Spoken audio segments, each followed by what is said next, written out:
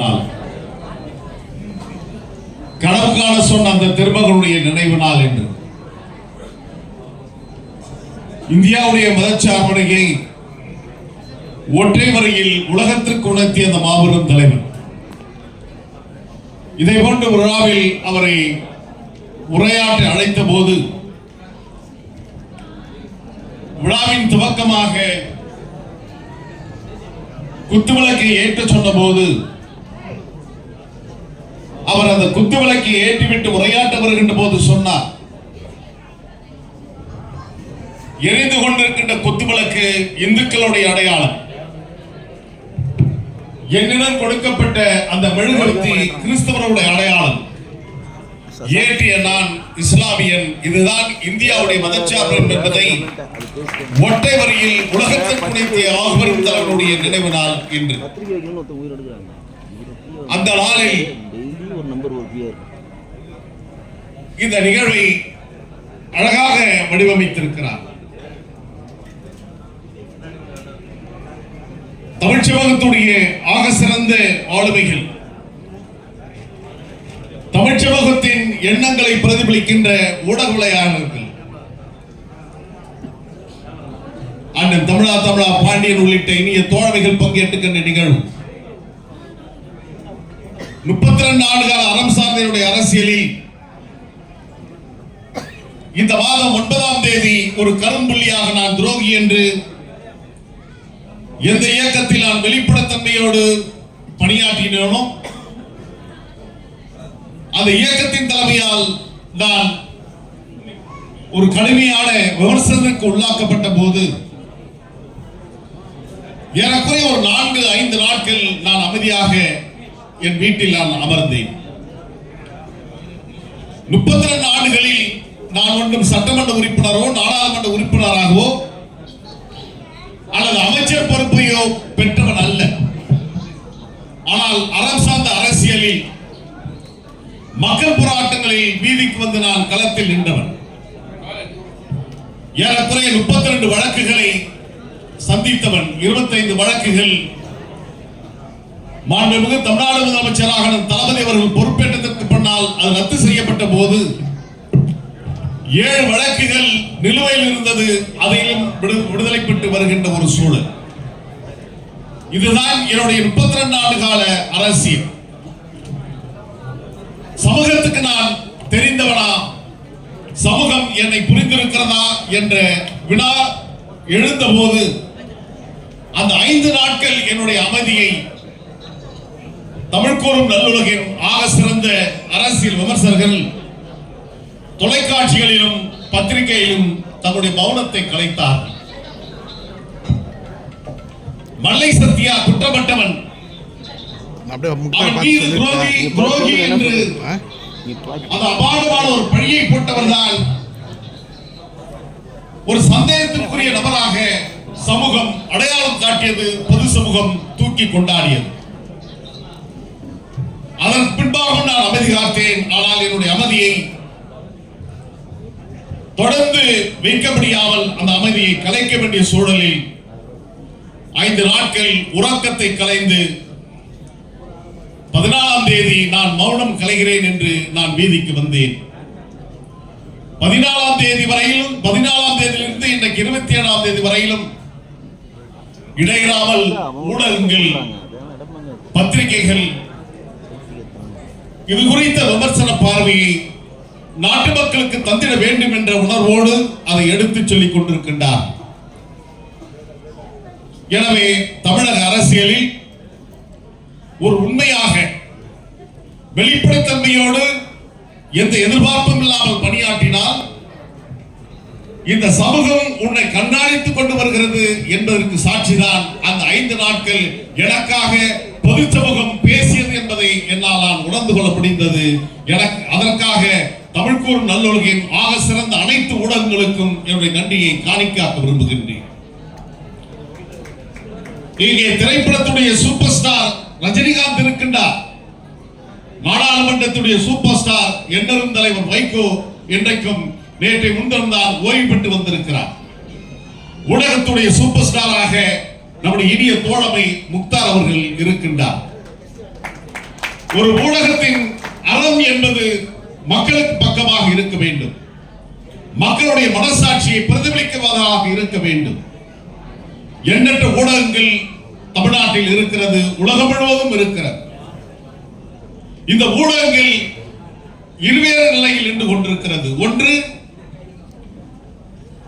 பொழுதுபோக்குக்கான ஊடகங்களாக இருக்கிறது. ஒரு சில ஊடகங்கள் மட்டும்தான் விதிவிலக்காக சமுதாயத்தின் பழுதுபார்க்கின்ற ஊடகங்களாக இருக்கிறது.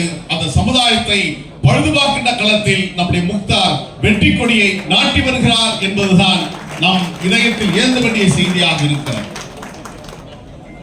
கடந்த வாரம் அவரையும் என்னை அவர் நேர்காணல் கண்டார். முக்தார் வருகிறார் என்ற போது முக்தாருடன் என்னுடைய செவி அமைய போகிறது என்று சொன்ன உடனே நிறைய எச்சரிக்கைகள், நிறைய அறிவுரைகள், மாற்றிக்கொள்ள வேண்டாம், முடிந்தவரும் தவிருங்கள் என்று சொன்னார். நண்பர்கள் சொன்னதற்கு பின்னாலும் அவர் முன்னால் நான் அமர்ந்தேன். ஏறக்குறைய 2 மணி நேரம் அந்த விவாதம் தொடர்ந்தது. வெற்றி யாருக்கு என்பது திரையில் தான் பார்க்க வேண்டும் என்பதை போன்று ஊடகத்தில் என்னுடைய அந்த விவாதத்தினுடைய வெற்றி என்பது அது என்றைக்கு மக்கள் மத்தியில் வெளிவருகிறதோ அன்றைக்குதான் நீங்கள் தீர்ப்பெழுத வேண்டும் என்ற விருப்பத்தை நான் சொல்ல விரும்புகிறேன். முக்தார் உரையை துவங்குகின்ற போது, கேள்விகளை தொடர்கின்ற போது, அது வார்த்தைகளின் படையெடுப்போ வாதங்களின் புது தீர்ப்போ என்று எண்ணுகின்ற விதத்தில் தான் வார்த்தைகள் சலஞ்சலமாக என்னை நோக்கி வந்து கொண்டே இருந்தது. ஆனால் 32 ஆண்டு கால இந்த அரசியல் பொது வாழ்க்கையில் என்னை ஆளாக்கிய அன்பு தலைவர் வைக்கவர்கள் ஒரு போராட்டக்காரராகவே என்னை உருவாக்கி தந்திருக்கிறார். போராட்டக்காரராகவே என்னை சித்தரித்திருக்கிறார், என்னை வடிவமைத்திருக்கிறார். எனவே இந்த போராட்ட களங்களில் நான் எப்படி நிற்க வேண்டும் என்பதையும் நான் பயிற்சி பெற்றிருக்கின்ற காரணத்தினால் முக்தார் அவருடைய கேள்விகளை எளிதாக எதிர்கொண்டேன் என்பதுதான் நான் அறிந்த உளவியலாக இருக்கிறது. எனவே முக்தார் அவர்கள் தொடர்ந்து தன்னுடைய பயணத்தில் வெற்றி கொடியை நாட்டிட வேண்டும். எந்த அரசு ஒருவன் மீது இவன் துரோகி என்று சொல்லுகிறதோ, எந்த அரசு இவன் தீவிரவாதி என்று சொல்லுகிறதோ, அவன்தான் அந்த மண்ணினுடைய உண்மையான போராளியாக இருக்க முடியும். அடுக்கடுக்கான வழக்குகளை சந்தித்திருக்கின்ற இந்தியா மை இந்தியா ஊடகம் தமிழகத்தினுடைய சிறந்த ஊடகமாக இருக்கிறது என்பது சாட்சிதான். உங்கள் மீது போடப்பட்டிருக்கின்ற அத்தனை வழக்குகள் என்பதை நாம் மறந்துவிடக் கூடாது. வழக்குகளை எதிர்கொள்ளுங்கள், அது உங்களுக்கு ஆழமாக விளங்கும். உங்களுடைய பொது வாழ்க்கையில் அல்லது உங்களுடைய ஊடக வாழ்க்கையில் அது மின்னும் ஜொலிக்கின்ற நட்சத்திரங்களாக விளங்கும் என்பதையும் இந்த நேரத்தில் நான் பதிவு செய்ய விரும்புகிறேன். எனவே முக்தார் அவர்களும் நம்முடைய இயக்குனர் பாஷா அவர்களும் எடுக்கின்ற அந்த முடிவுகள் தமிழ் கூறும் நல்லுலகின் சிறந்த படைப்புகளாக அமையட்டும் என்ற என்னுடைய வாழ்த்துதலை உரித்தாக்கி, அண்ணன் திருமாவர்கள் வருவதற்கு முன்பாக நான் விடைபெற விரும்புகிறேன். காரணம், நான் அண்ணன் திருமாவுடன் ஒருவேளை மேடையை பகிர்ந்து கொண்டால் இன்றைக்கு இருக்கின்ற சூழலில், அரசியல் சூழலில் பல்வேறு வினாக்கள், பல்வேறு யூகங்கள் வந்து கொண்டே இருக்கும். எனவே அவரை பாதுகாப்பதற்காக நான் விடைபெற விரும்புகிறேன் என்பதுதான் இங்கே பொருளாக இருக்கிறது. நீ எதிர்ப்பவர் யார் தெரியுமா என்ற கேள்வி எழுகிறது. நீ எதிர்த்து நிற்பவர் யார் என்ற கேள்வி எழுகிறது. அவரை முன்னால் வெற்றி கொள்ள முடியுமா என்ற கேள்வி இயல்பாகவே இயற்கையாகவே எழுந்து நிற்கிறது. நான் அவரை எதிர்க்கவில்லை, அவரை வெற்றி கொள்ள வேண்டும் என்ற எண்ணமும் எனக்கு இல்லை. அவருடன் நான் தோற்று போகவே நான் களத்தில் நிற்கின்றேன். 4 ஆண்டுகள் என்னை எதிர்த்து வியூகங்களை வகுத்தார்கள், ஆனால் வெற்றி பெற முடியவில்லை. ஆனால் இப்பொழுது என் தலைவரை முன்னிறுத்துகிறார்கள். நான் தோல்வியை தழுவிக்கொண்டு நான் வீட்டுக்கு சென்று கொண்டிருக்கிறேன். நாட்டு மக்கள் என்னை கைவிடவில்லை என்பது அதற்கு சாட்சியாக இருக்கிறது. எனவே இந்த காலகட்டத்தில், இந்த 15 நாட்களில் என் பின்னால் இருந்து யார் இயக்குகிறார்கள், எப்படி இவனால் முடிகிறது என்ற கேள்விகள் விசுவம் எடுத்திருக்கின்ற காலகட்டத்தில் என் அண்ணன் அறம் சார்ந்த அரசியலை முன்னெடுத்து செல்கின்ற அண்ணன் தலைவர் தோல் திருமா மீது அந்த களங்கம் வந்துவிடக் கூடாது என்பதற்காக கொள்கிறேன். அதுபோன்று அனுமதி தாருங்கள் என்ற அன்பான வேண்டுகோளை வைத்து என்னுடன் பங்கேற்றிருக்கின்ற இந்த நெருப்பாட்டில் நீந்தி வருகின்ற என்னை கரை சேர்ப்பதற்காக இந்த பகுதியில் என்னுடன் களமாடிக் கொண்டிருக்கின்ற அண்ணன் அரசு பிரபாகரன், அன்பு சோக குட்டி என்கின்ற வெங்கடேசன், அன்பிற்கிற அண்ணாமலை, ஏழுமலை போன்ற தோழர்களுக்கு நன்றி கூறுகின்றேன். என் பக்கம் நியாயத்தை தொடர்ந்து வலியுறுத்தி கொண்டிருக்கின்ற அனைத்து ஊடகங்களுக்கும் என் நன்றியை காணிக்காக்கி இடம் சார்கின்றேன். மின்னலில் ஒளி வாங்கி, தென்றலில் குளிர் வாங்கி, தேனாட்டில் சுவை வாங்கி, கண்டின்